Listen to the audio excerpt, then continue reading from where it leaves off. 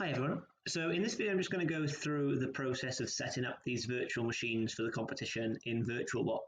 We're going to set up a Windows Server 2016 and a Windows 10 box inside VirtualBox, and then the links for which are all on Classroom. So the first thing you need to do is go up to Google Classroom. I've posted it in the Skills Competitions Wales Classroom, just go there. And then in classwork, you should see the topic IT support technician. So you'll be able to see this one. And then you've got ISO files for installation. So if you click on these, it'll open a new tab, and then you'll get the option to download. If you click download, it's going to tell you that you can't scan for viruses, but I've tested these files and they're okay. So that should be fine. So download them both, make sure they're both on your computer somewhere accessible, and then we'll move on to the next step. This takes a while. If you look there, it's 5.6 gigabytes. So just make sure you do this well in advance of trying to kind of do anything with these, because this is going to take a while to download. Okay, so once those are downloaded, the next thing you're going to want to get is something called VirtualBox. So this is like the container for you to be able to put your virtual machines in. And it's, if you just Google VirtualBox, it's the top one there, Oracle VM VirtualBox. Click on that, click on the big download button, and then you've got the option for either a Windows or an OS 10 or Linux host, depending on what you've got. If you're Windows, you just click the Windows button and it downloads VirtualBox down there. So I'm going to cancel that because I've already got VirtualBox and I've already got the downloads on this machine already.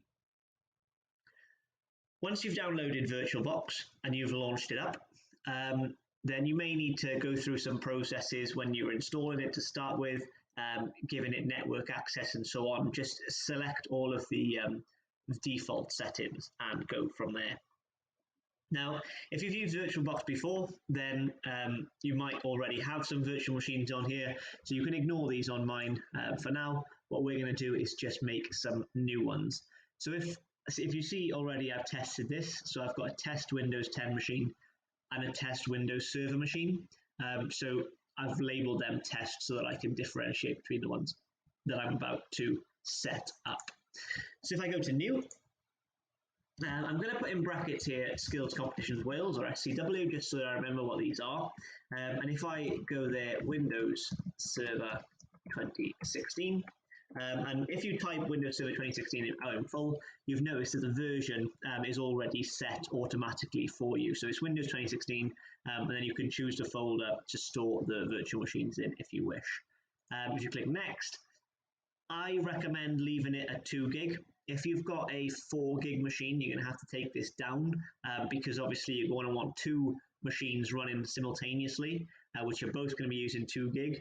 And if you've only got 4 gig in your laptop, then there's not going to be anything left to run the actual laptop that you're on. This is an 8 gig laptop, so 2 here, 2 for the Windows 10, and 4 for the machine is fine. And you don't ever need any more than 2. So 2048 megabytes is fine here. The rest of it you can leave as normal, as sort of standard. So create a virtual hard disk, that's fine. A VirtualBox disk image is the best one, and then make sure you click dynamically allocated storage. Otherwise, you're going to fill up your hard drive with nonsense VirtualBoxes. So dynamically allocated 50 gig is more than enough, and then click create. And if you notice there now, it's popped down the bottom my SCW Windows Server. So at the moment, that's just an empty container. So there's nothing actually in that yet. There's nothing installed in it. So I'm going to just leave that as that is for now. Go back to Tools, click New, and then this is going to be my SCW Windows 10 container. So if you notice there, it's changed it to Windows 10, so that's all fine. And then again, everything as standard on these options. So I've got my server and my Windows 10. The next thing I want to do is associate these sort of empty containers with the ISO files that I've downloaded. And the way to do that is just install the Windows versions on each box. So you need to power it on. To power it on in VirtualBox, double click it. And then you're going to get an option window which asks you to choose a virtual hard drive. Now I've got lots of ISOs on here, so you might not see any of these, but what you're going to need to do is go and click add, and then in your downloads, where you downloaded those ISO files, these are the ones that you need to choose. So this is SWDVD9. This is Windows Server. The other one is obviously Windows 10. And then I can click choose on that and start. Let's just get rid of that. Now, I'm going to sort of skip through some of this setup process because it does take a little while, but I'll do all the key bits on this video for you. The language for Windows Server, you can't choose United Kingdom, so you've got to leave it as United States. Time and currency format, United Kingdom, that's fine, we can do that, that's best practice. And then click next and click install now. It's going to ask you now whether you want to install the desktop version. I certainly recommend that you do, otherwise you're going to end up with a command line experience and you won't be able to do anything. So always click the desktop experience. So this is a non-standard next click. This is a desktop experience. You need to click that and make sure that you select that one. Next thing is going to be accepted license terms, so that's easy. And then make sure here that you click custom install Windows only. Since this is a fresh install on a new machine, essentially, we haven't got anything to upgrade, so that's going to error. We need a custom install only, and then click next. And then this is the process to install the server. So I'm going to skip ahead to the end of this, and we'll see what happens when this powers back up.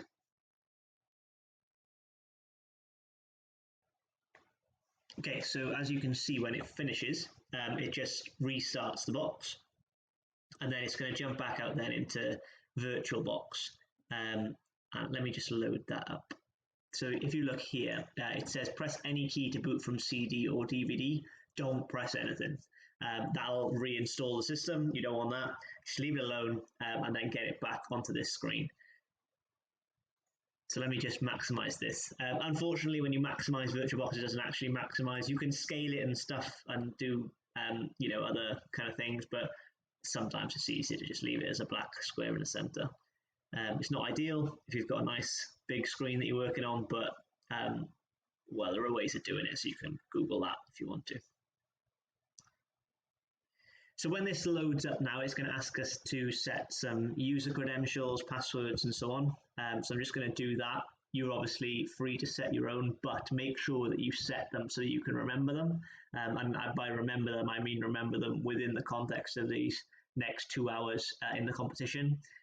Because obviously you can't reset an administrator password on a server without reinstalling the whole server. So that's just going to waste so much time. So don't worry too much about setting it to be ridiculously, complicated. Obviously, this machine is it's going to be kind of decommissioned at the end of this competition anyway. So don't worry about it. It's not going to be of any issue. I would set something that you remember and probably set the same administrator password for both the server and the Windows 10 box. Just skip ahead to when this is ready. Okay, so the next screen you see is this screen. Like I said, we're going to set an administrator password. So let's just set that to be anything. Like I said, something memorable, because you don't want to have to reinstall this machine to get your password back. Click finish. It's going to finalize the settings, and then the next screen you see when it loads up will be the login screen for Windows. Okay, so it says there press Control-Alt-Delete to unlock. Now, if you press Control-Alt-Delete on your computer, you're going to bring up Task Manager on your own machine. So what you need to do here in VirtualBox is input, keyboard, insert Control-Alt-Delete. So input, keyboard, insert Control-Alt-Delete, and that then will unlock your machine. It'll ask you for your administrator password. So just type in the one that you just set. It's going to configure the services, and then you're going to be into Windows Server. Now, at that stage, you can close that down, shut the machine down for now. We're going to come back to it after we've installed Windows 10, and we'll have a look at all of the server roles then. So once that's done, just wait for it to log in and then power it down in the normal shutdown way, and we'll come back to it after Windows 10. Okay, so the next thing you're going to want to do before we start on the Windows 10 install, is to just take what they call a snapshot of this machine. So if you select that VirtualBox, in the top corner of the manager, you should see this little camera with a plus that says take. Click that, give the snapshot a name, and I'm just going to call this initial install. And click OK. So what that does is it freezes the state of that machine as it was when you first installed it. So if you go in and you make changes and you mess things up, you can take that back to how it was on the initial install. So it's always good practice to do that as soon as you do something particularly interesting with the server. So once you've set up the Active Directory server later, we're going to add another snapshot. So we can keep maintaining these snapshots and we can revert them back to how it was at that point in time, which is obviously useful to do in case we break stuff. Okay, so I'm going to go through the same process again for Windows 10. So if you're happy with this, feel free to skip ahead to the next section of this video. But I'm just going to go through the same process so that you can see exactly what we've done. So I've gone in there now, I've clicked add, I've selected my Windows 10 ISO, click choose, click start, and then let's go through this process of installing Windows 10.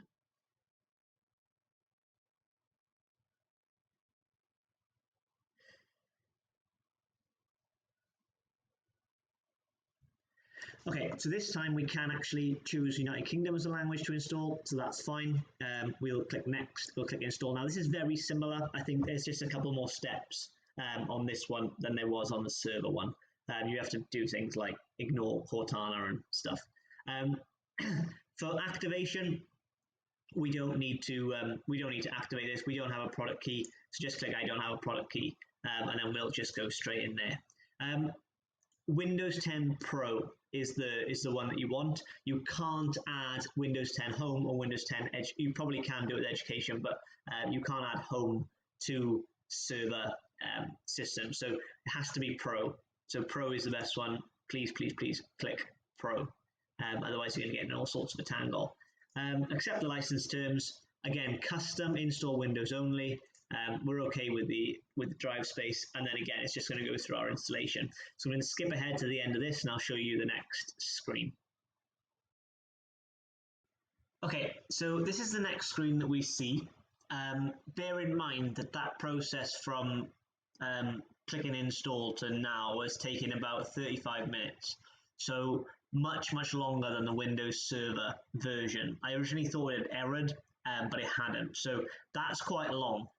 Just make sure that you set aside some time to just let that run in the background. I haven't clicked anything up until now, so I've literally just minimized the window and let it do its thing, and now it's back here. So this is about 35 minutes on from where we were last time. Okay, so obviously, yes, that is the correct region. I'm just going to go through this and set up the standard account as normal. The United Kingdom is usually the standard keyboard layout. I don't want to add a second keyboard layout. Most of these are going to be fairly straightforward and common sense. If you've ever installed Windows before, then feel free to skip ahead to the next sort of section of this video. All I'm going to do for the rest of this section is install Windows 10. So, like it's set up for for end users, so there's not going to be anything mind blowing in the next 5 minutes of setting this up, and it may well take its time to load as well. Obviously, remember we've only given this machine 2 gigs of RAM, so it's pretty slow. I'm going to set it up for personal use. Yeah, we can always change that later. We can always add it. I don't want this, so I don't want to sign in with Microsoft. I want to create an offline account. So that was in the bottom left. Just make sure you click that. I don't want to sign in. I don't care about any of that. So I'm just going to click limited experience there. You can, you could, I suppose, sign in, but to be honest, I just want this to be set up as a standard offline account. So I'm just going to do my name. I'm going to set the same password as I did for the server because I know what it is and I remember it. And it's not particularly difficult, or we can make these up. I'm just going to set each one of these to be test because then I won't have to remember them. Like I said, there's no vulnerabilities in this machine because it's going to be decommissioned after the competition anyway. So just choose whatever you want to do there, but I'm just going to set them all as test. Not going to use speech recognition. I'm not going to use location-based experiences. I'm not going to let Windows find my device. I'm going to send the required diagnostic data. I'm not going to do that. I'm not going to do that. And I don't want to do that. And we're pretty much there, I think. If I remember my Windows installations, I think that's it. And we're about to get into the sort of Windows splash screen. One more, no Cortana. Sorry, don't want you. Just a moment, and we are in. So yeah, you can feel free to just minimize this window now. If you're going to carry on with doing the server stuff, don't shut it down because we're going to need to make it talk to the server. But obviously, if you've got to this stage and you're going to come back to it another time, then feel free to shut it down as soon as we're into the PC. Obviously, don't turn it off during this section because it tells you not to. I'm just going to minimize it and carry on with setting up the server. Okay, so before we do any more with the server, again, we want to take a snapshot of this Windows 10 machine. So back in VirtualBox, I'm just going to select the machine I want, click take, and then call this initial install. So this will allow me then to go back to a fresh install if I break anything, if I do anything weird to this machine. It's going to save the machine state, and then we're going to be ready and back into installing our server. Now, before we do anything more, we need to set up the networking. So VirtualBox can also handle its own internal networks. So you can either have your machines be able to talk to the outside internet or be able to talk to each other, or both. So to do that, we're going to need to go into the server in VirtualBox, click on Settings, click on Network, and then leave adapter 1 as NAT, that's Network Address Translation, that's fine. And adapter 2 we're going to change to internal. So this means now that it's going to create its own internal network, which we're going to add both machines to, the server and the client. So adapter 2, enable, attach to internal network, and leave the name as internet. Okay, you have to do this when they're turned off, so make sure you power them off first. Settings, network, adapter 2, internal network, and just make sure that name is the same. So make sure it's internet. And that's pretty much it on networking. There are lots of other ways you could do that, and there's loads of tutorials online. But really, I think that's the easiest one for now. Just set up an internal network and have them both sit on that. Now I'm going to double click on Windows Server.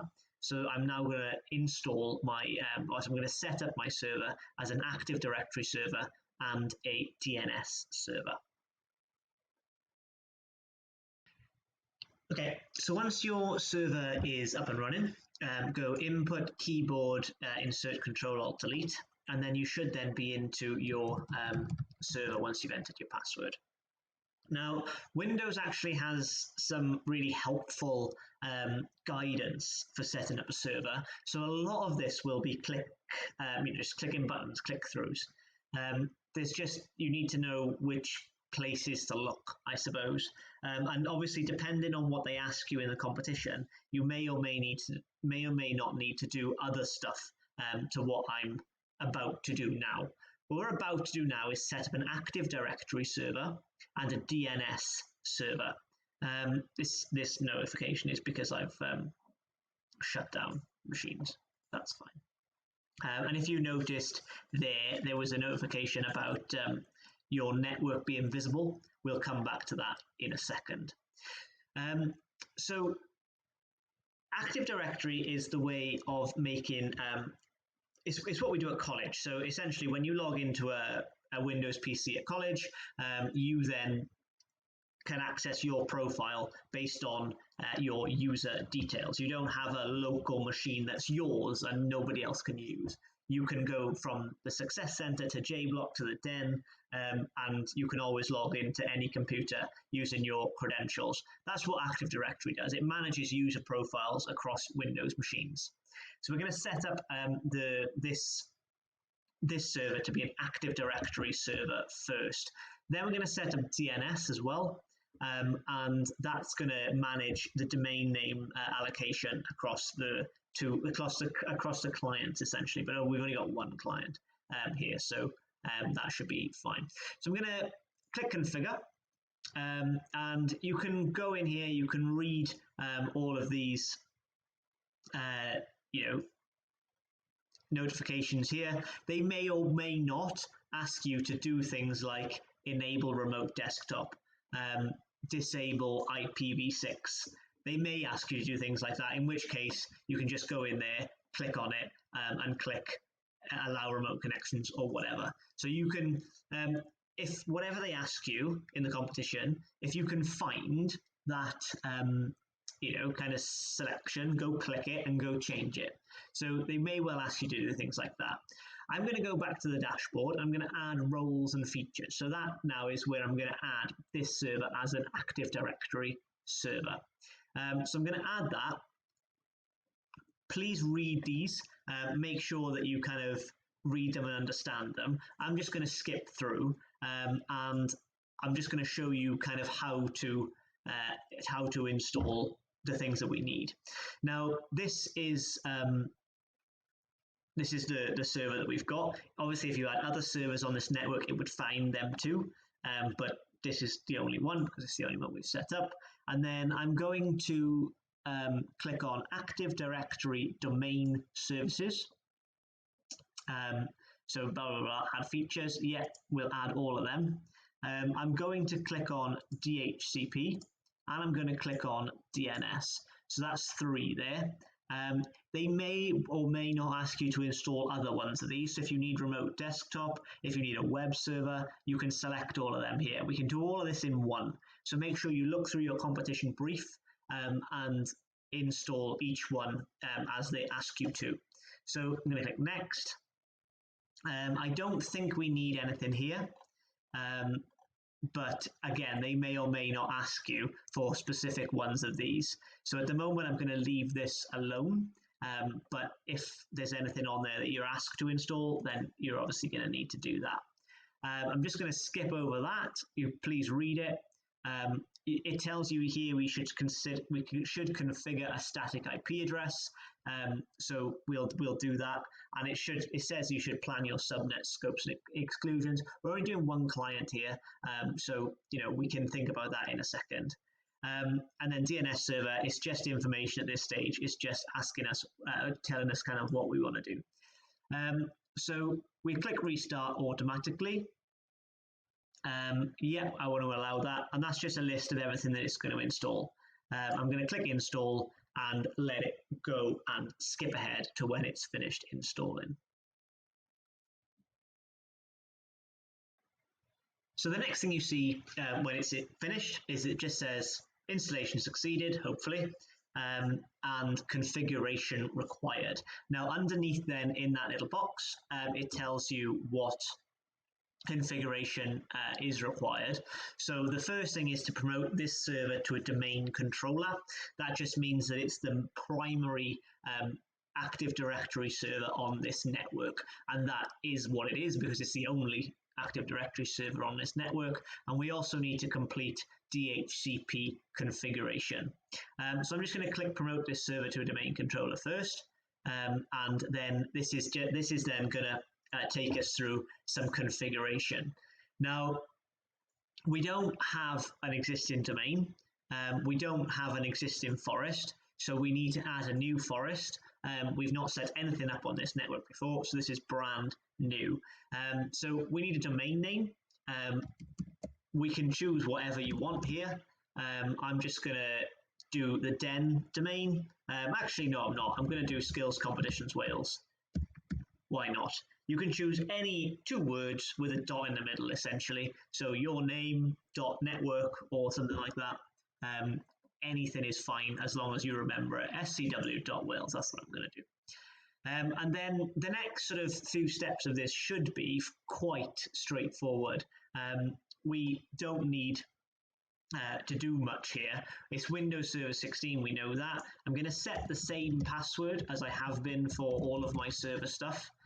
Obviously, it's not great in practice, but in this sort of sandbox scenario, it is obviously good to do that. So we remember, create the DNS delegation, that's fine. So what that says then is, if you're integrating with an existing DNS infrastructure, you should manually create a delegation. We haven't got any existing infrastructure, so no application is required. And then additional options, to be honest, probably these ones we can probably skip through as well and click next. So what this is actually going to do is at the end of this, it's going to restart the server and give us a different login essentially. I'm going to leave all of these as standard. And then it's just going to tell me to review my options. You may well need to screenshot some of this for the competition and stuff to just make sure that you're aware of what you need to evidence. They may well tell you what order to do things in as well, and what to actually do at each step. I'm not quite sure what they're doing. So again, there's some prerequisite checks that are passed. It gives us some warnings. So you should read the warnings.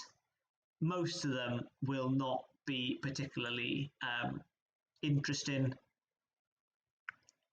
That one we've already seen. This one is about static IP addresses, which we can sort out later, and then so on and so on. And it says if you click install, the server automatically reboots. Fine, let's install it. That's going to give us our Active Directory domain server. I'm going to skip ahead until it's after the install and show you the next screen.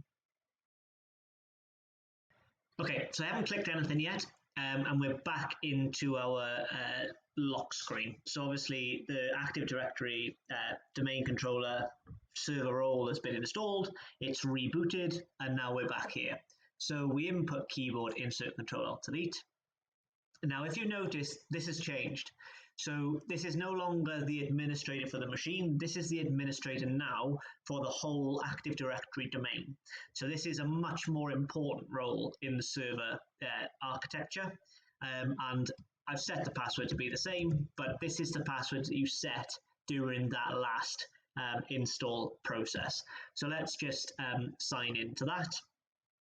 We are now inside our Active Directory domain controller. So there was another sort of process that was we were asked to configure. So before we do anything else, we need to make sure that we check that off. I'm not sure if it was kind of done as part of the Active Directory install. I don't think it was, but let's just make sure that we tick off all of those notifications.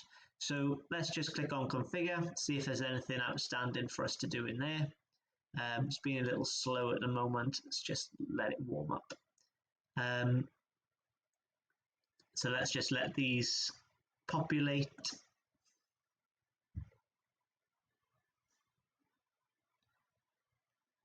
Okay, so a couple of these have changed now. Look, we've got a domain firewall now, we've got DNS, we've got DHCP, we've got our Active Directory domain server.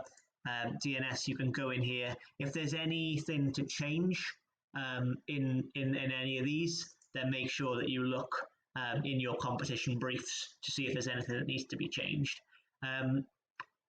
Obviously, you've got IP addresses in here that you can shift around. I'm going to leave it as 10.02.15 for now because why not? And we've also got a notification in here which is saying that we need to complete our DHCP configuration. So let's do that. Let's just go through there.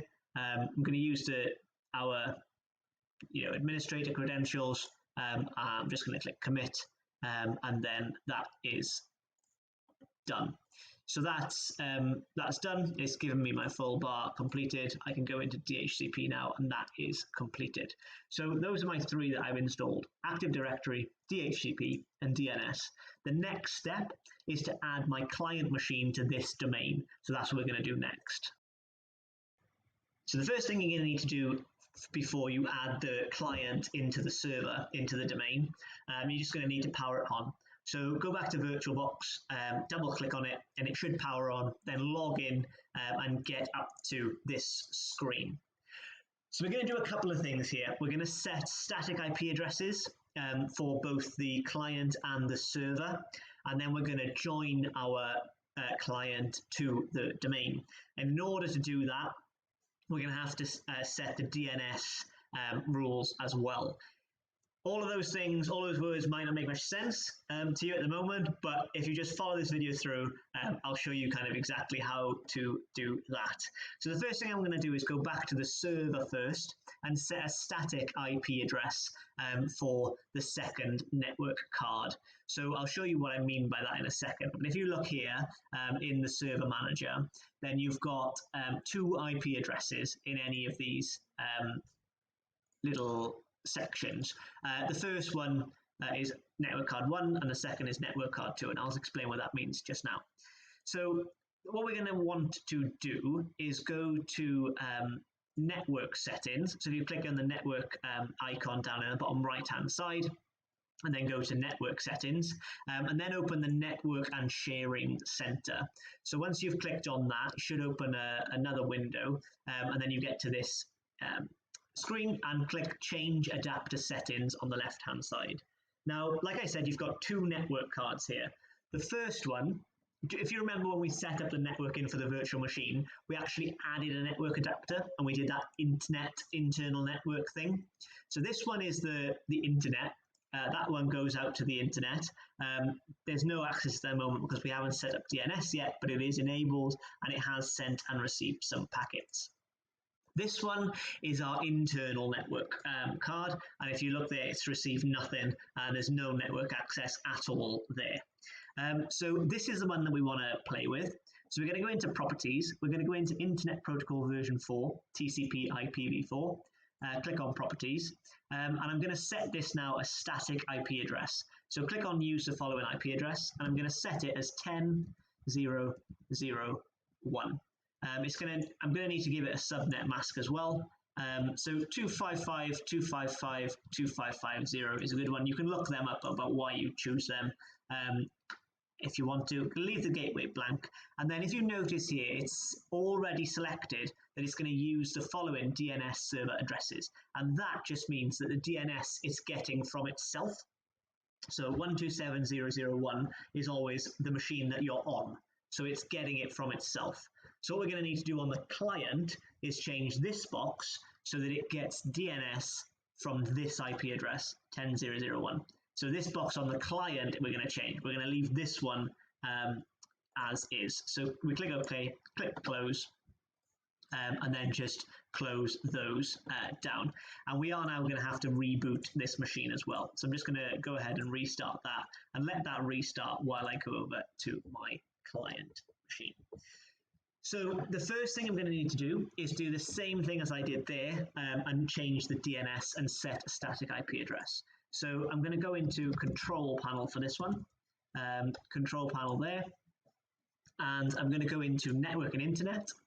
I'm going to go into Network and Sharing Center, and then I'm going to change adapter settings on the left-hand side like we did before. Again, this one should have an internet connection.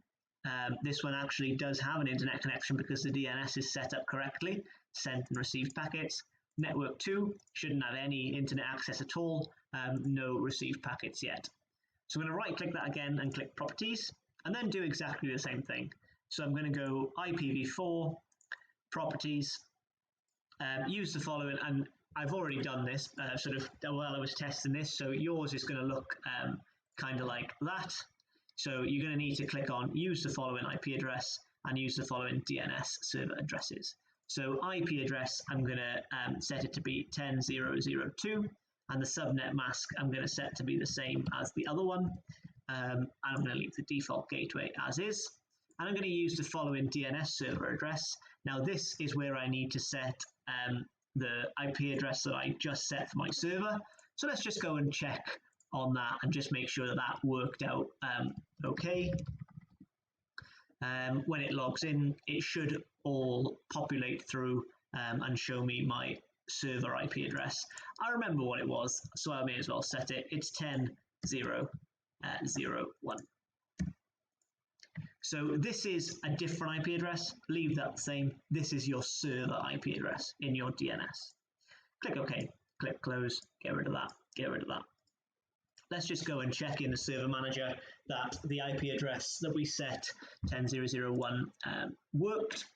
So if I go into local server, then in theory, this should have populated with my IP address. So I'm just going to wait for that to load. And as you can see, there it says my Ethernet 2, my second network card, has got my 10.0.0.1 IP address. So that's all good.